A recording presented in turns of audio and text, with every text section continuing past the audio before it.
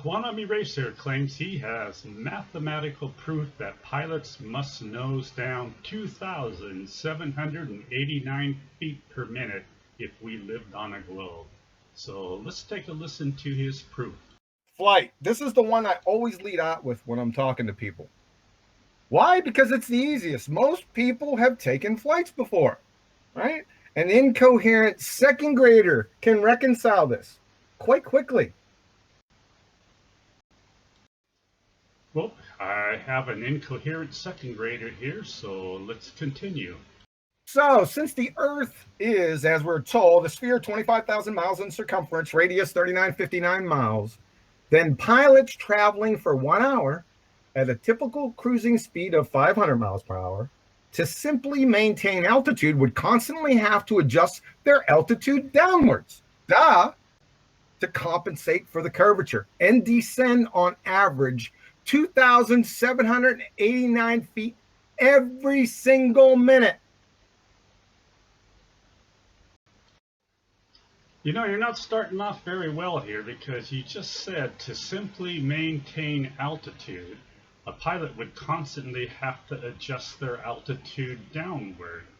That seems to be kind of a contradiction.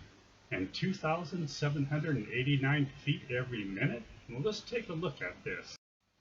So here we have a globe Earth, and this would be a constant altitude up here. I'm going to say 36,000 feet. Here is a 1 minute descent of 2,789 feet, and I don't know what math you're using, but my math shows a lower altitude of 33,211 feet. Now, the basis of Quantum Eraser's calculation is a 500-mile flight he took from Pittsburgh to Atlanta. And instead of having him read everything off, this is the important information. So for a 500-mile distance, we have a curvature drop of 31.7 miles, or 167,376 feet. He's using a cruising speed of 500 miles per hour, which of course means an hour travel time or 60 minutes. And the formula would be 167,376 feet divided by 60 minutes. So his question is, how many feet of vertical drop per minute on average needed to be negotiated on his trip? Minutes. Answer: 2,789.6 feet vertical drop per minute average must be negotiated on my trip. Does this happen? No. Of course this doesn't happen, because as I already showed, a descent of 2,789 feet is a lower altitude. Quantum Eraser claims to have more mathematical evidence, and this is a 1,000-mile flight from Pittsburgh to Dallas. For this trip, the new drop rate is 677,424 feet, and we are going to divide this by 120 minutes since it's a 2-hour flight. So again, what is the average drop rate per minute? 5,645 feet of vertical drop over a mile drop per minute average must be negotiated by the plane on my trip. It's just that simple. Does this happen? No, of course it doesn't. Alice in Wonderland is more tenable than the honorable ball-tard spinning space monkey religion. The prosecution rests. Simple. You live in a fairy tale. The end. This is the prosecution's case? Can I ask a simple question? Which number is it? First you tell us it's 2,789 feet. Now you're claiming it's 5,645 feet, which even brings us to a lower altitude. I mean, thank God Quantum Eraser didn't fly from Pittsburgh to Tokyo. That would be a total descent rate of 28,467 feet per minute. My God, I mean, once his plane got up to altitude, the pilot would have to go into a power dive and they'd crash in Earth less than 2 minutes later. I mean, you think that he would have stopped at this moment and asked a simple question. Why are there different descent rates for the first same 500 miles of both trips? And does this make any logical sense? If we take these flight paths, they go right through Earth. So how did he come to this? Well, what he did is he took a measured drop of curvature from a tangent line. What he doesn't understand is this is not a measured descent of altitude. It has nothing to do with altitude.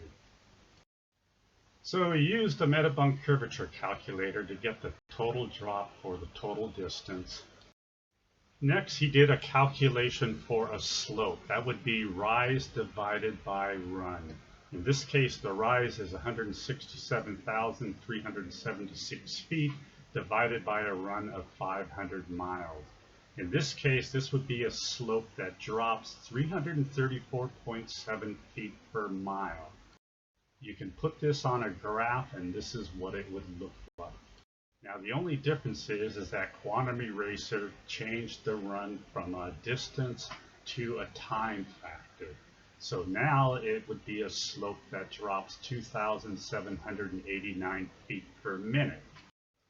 But if you compare a graph of both of them, they are the exact same graph. These are calculations of a slope, not a curve. So what Quantum Eraser is claiming is that the calculations for the slope path are the same as the calculations for a curved flight path. Now the irony is if you watch the Flat Earth debate show, they are always claiming that any model is a reification fallacy. Well, this is an example of a reification fallacy because it is just made up nonsense that has absolutely nothing to do with a curved flight. In fact, he can't even decide what his drop rate per minute is. Now, obviously, this curved flight path is closer to reality. So how can we make a calculation to see what a plane would actually experience on a globe? Well, let's use the same method and see what the actual drop rate is for a minute of flight. So the distance per minute at 500 miles per hour would be 8.3 miles. Let's plug this into the curvature calculator and we get a drop of 46 feet for 1 minute or 8.3 miles of flight. So for 8.3 miles or 1 minute of flight on a globe, we have a curvature drop of the surface at 46 feet and we have an equivalent drop for the airplane, 46 feet. Now, does this mean that on a globe, the pilot must constantly nose down 46 feet every minute? Of course not, because the flight path that is along that tangent line would be a gain in altitude. Now, I think Quantum Eraser understood that during takeoff and as that flight gained altitude, the pilot had those engines at full power. Once he got up to his cruising altitude, he throttled back on the engines and then he adjusted the trim to stay at the same altitude. The same thing works on a globe. It would be no difference at all.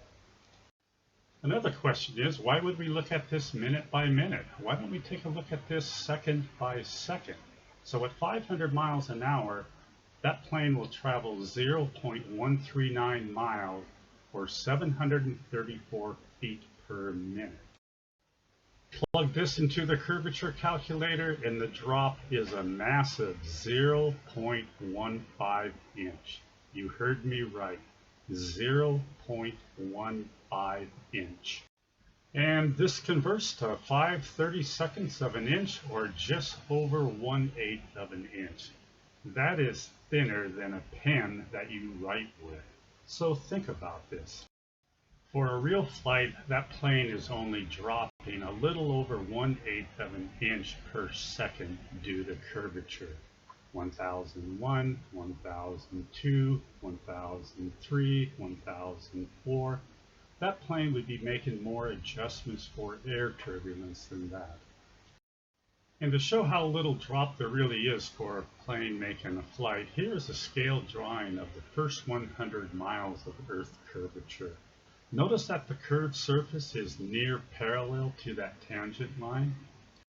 And if we convert Quantum Eraser's calculations from minutes to seconds, we get 46.5 feet per second. Sorry, but your mathematical proof is not even close to what a pilot would experience flying on a globe. And regarding that trip to Alice in Wonderland, you might want to reconsider who went down the rabbit hole. If you remember, it was the Queen of Hearts that said, "Why, sometimes I believed as many as 6 impossible things before breakfast." Well, here's number 7. I believe the Earth is flat.